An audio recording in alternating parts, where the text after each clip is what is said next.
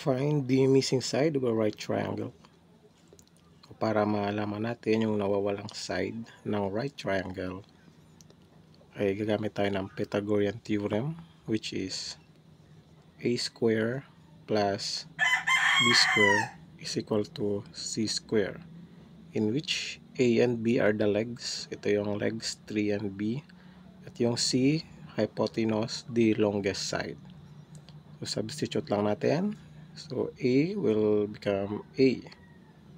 Magiging a, yung a magiging 3, then square, and then yung b ay 4 square. Ayan.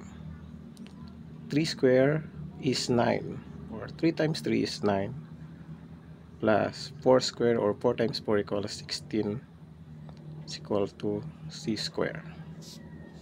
So 9 plus 16 equals 25 c square. Ayan. Then let's cancel this square by squaring both sides. Cancel. Square root of 25 is 5. So yung hypotenuse natin ay 5. So yung nawawala dito, or yung longest side, is 5. Ayan, dito naman tayo. So ang nawala naman dito ay ang leg. Isang leg. Same process, same formula, Pythagorean theorem. So yung leg 1 ang nawawala. So sagot natin dito is a square, then yung b is 5. So 5 square, and yung longest side or hypotenuse is 13. Okay, next. A square, so 5 square equals 25.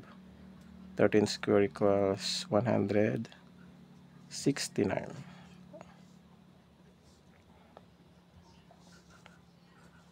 So i-combine like terms natin. So a square plus 25. So kailangan natin i-minus ang 25 sa kanyang sarili. Yan. Para malipat natin sa kabila. Then minus 25. Okay. 25 minus 25, 0 na yan. A squared na lang. And 169 minus 25, 144. And cancel na natin yung square. So square root of 144 is 12. So yung leg na nawawala ay a. So ganun lang ang tamang paghanap ng nawawalang side sa right triangle. Gagamit lang tayo ng Pythagorean theorem.